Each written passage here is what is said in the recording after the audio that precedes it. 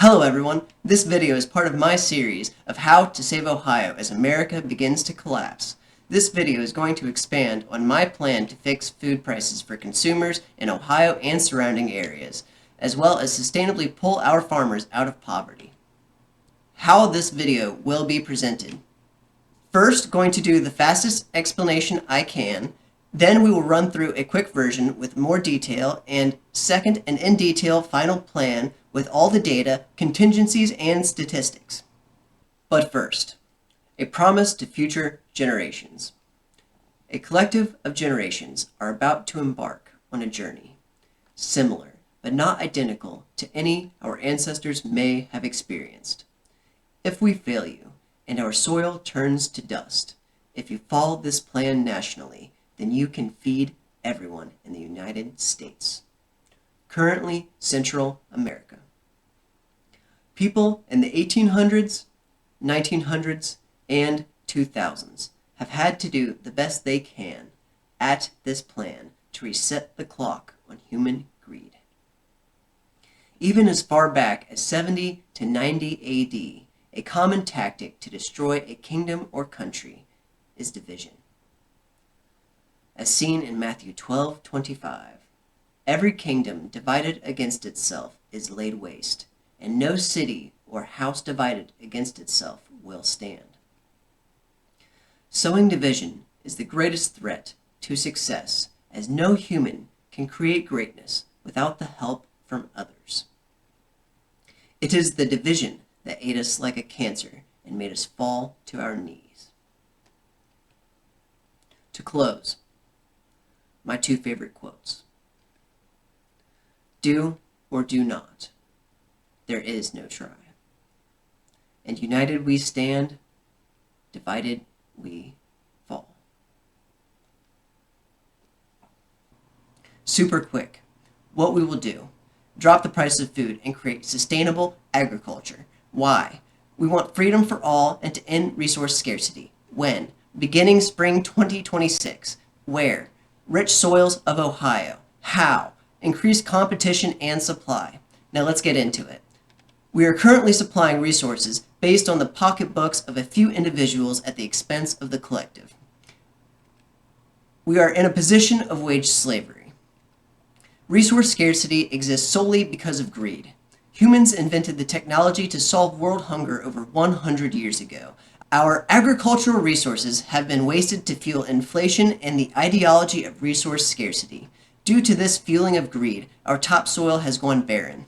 In some places during the summer, dust storms have been reported for more than 100 years due to our destruction. For the most part, this is not due to farmer greed. It is a complex system of rich stock market manipulators, as well as government oversight and commodity brokers' corruption. The fault of the farmer is the failure of America's education system, as well as human greed using manipulation or gaslighting on our farmers. Our farmers have been driven to suicide, being tricked into thinking we feed America only to end up bankrupt. In this video, I cover my 3-step plan to fix agriculture in Ohio. Number 1, restore our fields while making money. This will have a dual purpose, as it also provides the resources needed to facilitate rapid birth, quality health of livestock, and therefore the population of Ohio and abroad. Number 2, using that money to transition to sustainable, high-yield cash crops and build necessary supporting infrastructure. I have a list of agencies with funds available to assist with loans or grants, though the more independent our farmers are, the better. This independence can also be achieved with offset projects provided later. Loans or grants are best used for infrastructure development. Number 3, increasing competition and dropping local food prices in a controlled manner. This will only work until propaganda divides us again. Expect around 60 to 90 years, assuming we don't completely fail. This is generational. Once we are dead, people will forget the evil of greed and manipulation tactics, opening the door for evil to flourish. Until my passing, I will put my money where my mouth is and provide a space at no charge for farmers to contact processors, mills, co-ops, restaurants, retailers, wholesalers, international brokers, or any combination you require. This not only reduces America's reliance on imports, but cutting the greed of domestic brokers can put substantially more money in farmers and consumers' pockets while removing our reliance on market parasites. Alrighty, for those still watching who are interested in the fine details, this is your time to pause the video, grab yourself some popcorn, a notepad, and beverage of your choice, and hunker down for a lot of information coming your way. Ready? Here we go. Chapter 1. Corn as a miracle crop is a lie. Besides creating food scarcity and historical efficiency, corn and soybeans are no longer sustainable in Ohio's changing landscape, future climate, or stability of Ohio's farmers. Before it became financially unstable, corn and soybeans' historical efficiency was paramount in increasing yields yearly for farmers while providing staples to Americans and abroad. Starting in 2008, much of the surplus produced, instead of being used for food, was being used to produce ethanol. Before 2008, there was a mass surplus of corn, driving the price down. This corn was mostly used for corn syrup and corn sugars. These were put in our food to replace real refined sugar, which supply was reduced due to politics, including the Cuban embargo, an embargo that has lasted over 60 years. This was exacerbated by quotas in the U.S. and heavy tariffs to help the corn industry and hurt Cuba. This is just one link in the American obesity epidemic. It was also used for livestock feed. Starting in 2008, much of the surplus produced, instead of being used for food, was being used to produce ethanol. Between 2008 to 2016, corn production increased by 26%. Today, in 2026, nearly 40% of all corn is used in the production of ethanol. Ethanol is corrosive and hygroscopic, absorbing water and can damage delicate fuel systems, such as rubber lines. In 2026, 90% of naturally aspirated vehicles are direct injection fuel systems. Life expectancy of engines with direct injection using ethanol is extremely reduced, leading to carbon buildup on valves and in cylinders, rising compression while lowering function and life expectancy. This problem was reduced in older vehicles with port injection systems used between 1990 and 2016. This design cleaned the valves and cooled fuel mixture, allowing for a cleaner burn. Newer designs focus on power rather than on longevity. Ethanol provides approximately 33% less energy per gallon than gasoline. Ethanol alone causes a 30 to 33% drop in miles per gallon. Ethanol mixes cause between 3 to 5% drop in miles per gallon. With that being known, the entire process known as carbon intensity of making ethanol with corn from farm to gas tank produces over 24% more emissions than a standard gallon of gasoline produces. A better alternative to corn for ethanol production is switchgrass, which has been proven to lower carbon emissions by 60%. Switchgrass has a much more robust root system than corn or soybeans. Neither corn or soybeans have robust root systems and thus grow best in carbon and nitrogen-ready soils. Due to the increase in farmland used and intensity of high-yield production of corn, for 180 years, Ohioans are beginning to see diminishing returns. This is due to soil depletion and degradation. Continuous cropping, even with a single short rotation, disrupts soil microbial communities, leading to soil compaction and leaching. This can be exacerbated by nitrogen deficiencies from corn production. These methods also create conditions for specific pests in corn and diseases in soybeans. Corn also produces compounds in the soil that can inhibit subsequent corn growth. Due to these factors, Ohioans are seeing less and less returns on their investments, while needing more government assistance or even second jobs to stay afloat.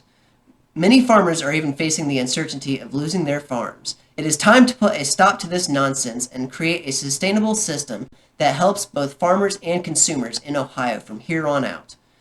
Chapter 2. Fix our soil, rebuild our food supply, and make money doing it.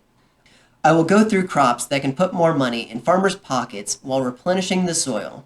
The first set of crops, dried legumes, can be harvested by combine, allowing farmers to fix their soil and become independent of the government without investing more money. This will lower feed prices, facilitating resources to accelerate our meat supply and drop prices on dried goods. Dried legumes offer an immediate boost in earnings while fixing nitrogen levels. To fix organic carbon in the microbiome, you need something with thick, deep roots. Honey. To make money fixing this soil deficiency, a few legumes can do both, such as hairy vetch, crimson clover, and red clover. The best ways, however, include cereal rye, annual ryegrass, sorghum sudan grass, and oats. These grasses help build carbon soil structures and aggregate stability, which glues carbon in place. Trees are also great as they store carbon below ground through thick woody roots and stumps, though even fruit trees and grapevines are a long-term investment. From here on out, we need to be doing at least a 4-crop rotation, though a 7 to 10 crop is optimal as some crop-specific mold/diseases can persist up to 10 years in the soil. Corn grown after soybeans typically yields 6 to 15% more than continuous corn, even at identical fertilizer rates. However, once we fix our soils, they can hold up to 20% more water, as well as produce 15 to 125% more yield, dependent on crops and soil management. We still have many areas with these conditions already. They may be able to skip to step 2 depending on financial positions and location-specific infrastructure, though federal and state funds are available to build needed infrastructure. These areas include everything that is basically above the beginning of the Appalachian. As you can see here, there's many of these natural peat deposits from the glaciers coming through Ohio back in the last ice age. There's millions and millions of fertile acres of land in Ohio, and it is time that we put that to use. These areas are absolutely essential to Ohio's success, all the way from Hocking Hills all the way up to Lake Erie. We have beautiful farmland that is ready to serve Ohioans and abroad. Now, we're going to need some infrastructure for this to make this happen, right? Well, our ancestors have already done that. Existing rail infrastructure in Ohio is all over Ohio. As a matter of fact, a lot of the small railroads take you into small towns so that we have easy access to be able to get our crops directly onto the rail infrastructure. Roadway infrastructure includes, boom, Ohio is absolutely covered in roadways. We have access in every way, shape, and form. And Ohio is ready to help with the facilitation of that first to last mile.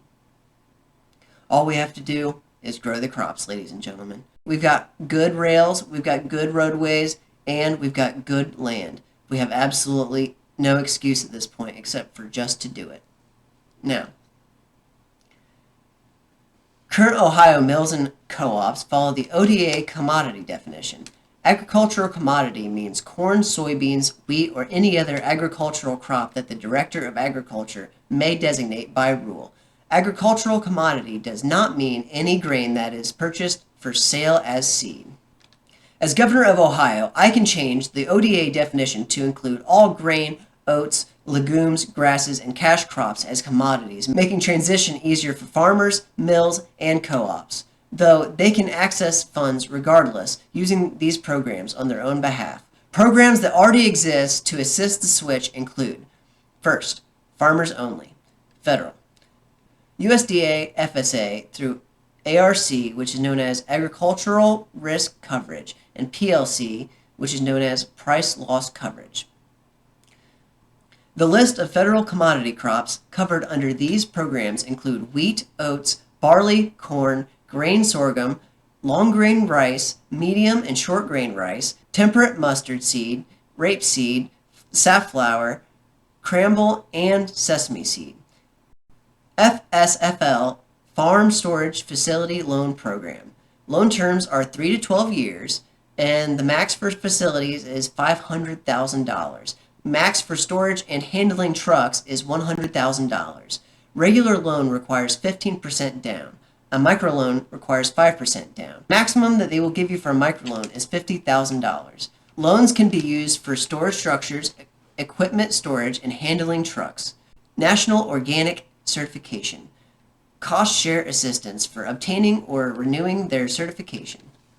State. Muskingum Watershed Conservancy. $12 per acre cover crop, plus an additional $10 per acre terminated by animal grazing. Ducks Unlimited. $15 to $25 per acre incentive payment for cover crops enrolled in 1-year contracts. Ohio Working Lands Small Grains Program. up to $75 per acre for farmers growing small grains like wheat, barley, and oats. Farmers in middle of the food supply chain. Ohio Resilient Food Systems Infrastructure Grants, RFSI. This supports growth in middle of the food supply chain and strengthens local and regional food systems. It's around $100,000 available for farmers, mill upgrades, train car upgrades, refrigerated box truck upgrades, etc., as well as marketing assistance for specialty crops, research-only groups, specialty crop block grant program. This is funding for projects to enhance competitiveness of crops. I am announcing today the creation of a new support structure for farmers. This will be known as the Ohio State Agricultural Connection Program.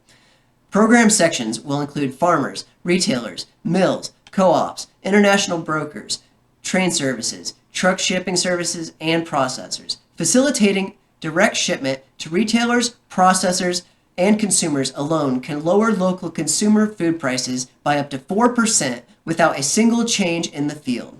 Ohio has prestigious private and commercial truck shipping services that have recently seen a decrease in work that is often competitive with train services, with many times these semis work in tandem with train shipping services to accommodate first to last mile services. Railway services are required to provide service on reasonable request as common carriers for reasonable rates and services without undue discrimination. This is protected by the United States Surface Transportation Board, where you can file an issue with high prices or discrimination, and they will help remedy the issue.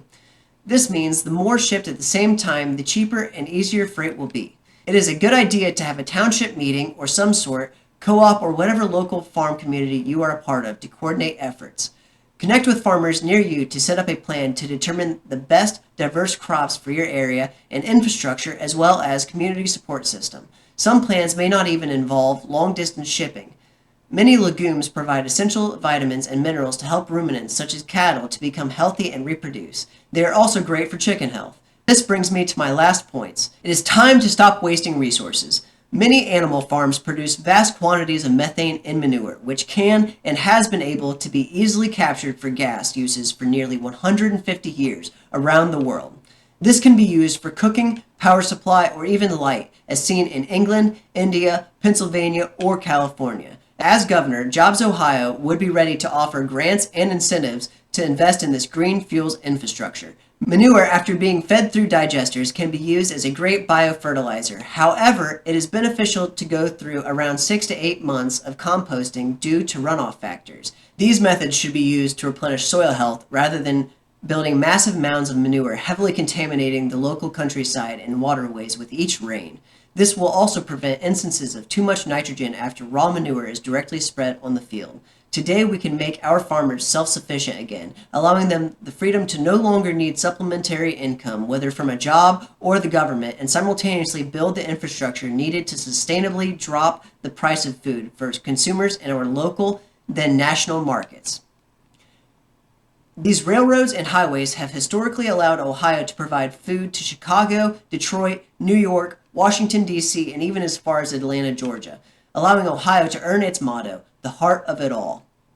Without these vast lands providing the essential nutrients for this country to survive, outside actors can influence their control over our people. It is time to free our people from wage slavery, and this is just the first step of many. In this transformation, we can employ the unemployed, not just in Ohio, but we can rekindle our historic ties by propping up our neighbors in Indiana, Pennsylvania, and Kentucky. We can call them from their dying towns and deserts of corn, hollers, and mountains of Appalachia. We can pay $17 to $20 per hour seasonal labor and still make a fair profit while doubling some people's yearly income. This can help keep local economies stable and hopefully thrive. By keeping 90% or $36 billion in Ohio yearly, we will see savings at the register, unemployment levels falling, as well as funding for the next step to take place. Though Ohio is not large enough to create a national price decrease, this will allow our farmers to increase their earnings while also giving them the opportunity to switch to high-yield, high-cash crops with the goal of switching from a seasonal market to a year-round cash crop economy. Through greenhouse investment as well as a multitude of green energy programs to help offset costs for both farmers and consumers. These offset programs have proven track records and include: number 1, power plants. Power plants can be run by fruit or vegetable waste. A case study on Gill's onions shows that a food waste energy system can provide 100% of a processing plant's base electrical load and pay for itself in as few as 2.5 to 6 years through energy and hauling savings. That means hundreds of thousands saved in processing costs per year. Number 2, renewable locally sourced gas, also known as RNG. Farmers can sell biogas as renewable natural gas and receive valuable carbon credits as well as the money that they're earning from selling the gas. It creates significant income, potentially millions of dollars in carbon credits for larger operations, helping to offset the risks and costs of transitioning. This also creates nutrition-rich digestate that can be used as high-value biofertilizer, reducing the need for costly synthetic fertilizers. The goal is to eliminate synthetic fertilizer usage and remove methane emissions concerns from the equation. Number 3, large-scale composting. Reduce input costs by adding organic carbon and nitrogen to fields to significantly improve soil health. This reduces the need for synthetic fertilizers and pesticides over time. Long-term organic material application can increase crop yields by 27 to over 40% compared to conventional fertilizer use, which boosts farmer income. Diverting organic waste from landfills or mounds again reduces overall methane emissions. Gas and compost creates a mutually symbiotic relationship between farmers and nature, allowing the farmers to make money while also caring and stewarding the environment in which we live. Number 4, state-sponsored markets. This provides reliable buyers for the diverse 25 crops in this video. It reduces market uncertainty, and farmers receive fair, stable prices, and consumer access to fresh food is increased. Number 5, state-run grocery stores. I know what you're all going to say about this. But hear me out. Through vertical integration and cutting out several middlemen, price spread is reduced. Also, this is the main goal of the Agricultural Connection Program. Not talking about the state-sponsored grocery store, but what we're trying to do is we're trying to cut out these unnecessary people that act as parasites on our food system and make our food so much more expensive. Just the brokers alone, just getting rid of them, we don't even have to grow one singular crop, can reduce our food prices by 4%. That's how many people are profiting off something like this, and they don't even do anything.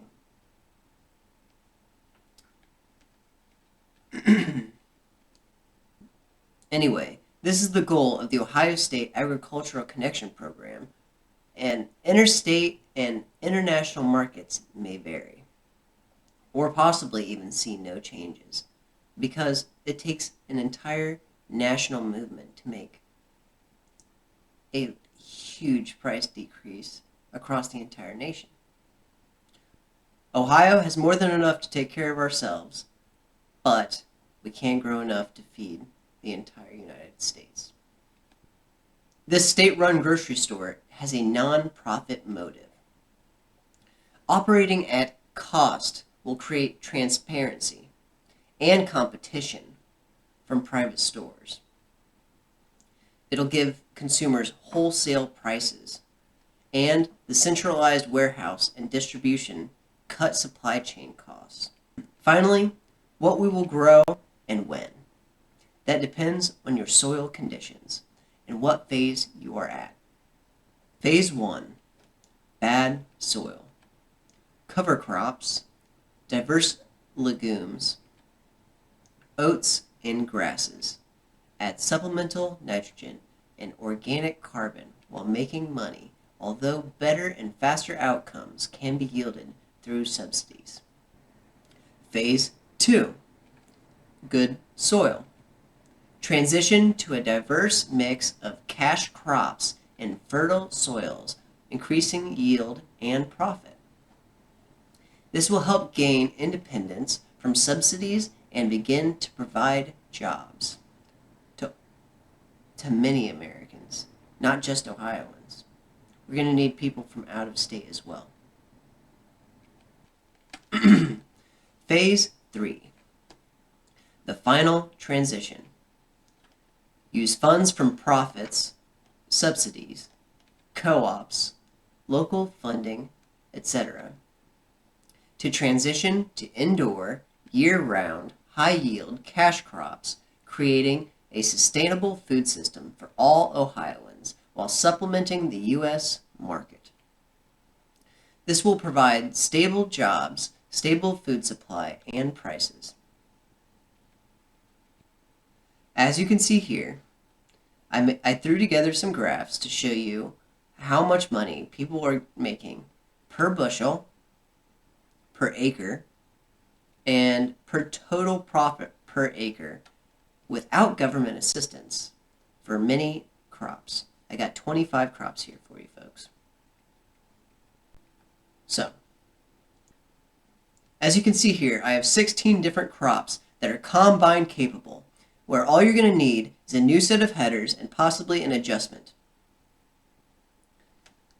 If you take a gander, you can obviously see that many crops before government assistance per bushel pay out much higher than corn does. Now, when we're looking at dollars per acre, you can obviously tell that corn is a lot higher, but 2 or 3 different crops that are producing more money per acre that are combine capable. Now, here's what it looks like when you actually add some cash crops. Yeah. Even the ones that looked impressive before now look like basically nothing compared to tomatoes, cucumbers, grapes, carrots, onions, etc., you know? I know what a lot of you farmers might say after this. Okay, yeah, but it costs so much more to have someone come out in the field and pick crops. Well, this is looking at all the costs. I went ahead and did the best I could. These are total profit after costs before government assistance that are combine ready. Now, if you take a look here, I went ahead and I did double, actually. I went and did one for if you rent the loan or pay for labor and machinery. And then I also did one where you own it, you own the land, and you own the machinery, but you still might have to pay for labor.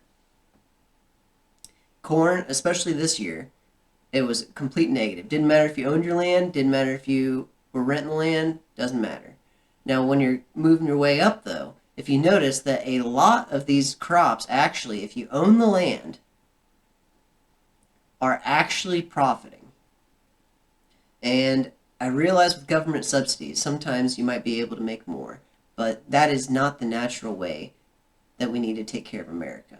We need to actually get off government assistance. We need our farmers to be independent while also keeping our people healthy. So if you see here, especially with the dark red kidney beans, Great North bean, light red kidney bean, and small red beans, you're looking at 200 to 300% profit, especially if you own the land compared to corn. That's just one natural incentive to think about not growing corn next year. Now, let's look at the exact same kind of graph, but including all of the 25 that I did. Yeah, we're back at it again. Even after costs of labor, even if you're renting it, every single one of these cash crops were positive. Even grapes. And grapes is one of the hardest businesses to get into.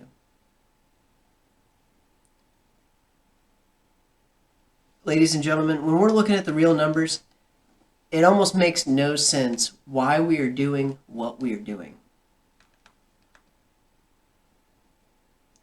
It is time for all of us to come together and make something work for all of us. We are literally being tricked into starving our own people, into making our own people homeless. We are literally being tricked. We are being tricked into fueling greed. That greed is filling the pockets of the wealthy. And as a consequence, our people do not have the food and the nutrients they need to be healthy and to survive. It's time to make a change, everyone. Nobody needs to starve in this great country. Nobody needs to lose their farms. And nobody needs to be on government assistance. Let's actually do something that's going to make that change. It's going to make that happen. Not just rely on one person, on a government we know is corrupt. Let's do it together. If we can come together, I know we can truly do this. I will do my best. Now it's up to you. Thank you. Good night.